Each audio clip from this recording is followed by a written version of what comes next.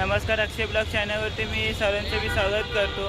आज आपण जात आहोत आर्ट एक्झिबिशन या ठिकाणी जात आहोत। ड्रीम आर्ट एक्झिबिशन आहे, हे आहे फोर्टमध्ये आहे आणि हे नॅशनल आर्ट गॅलरी या ठिकाणी आहे।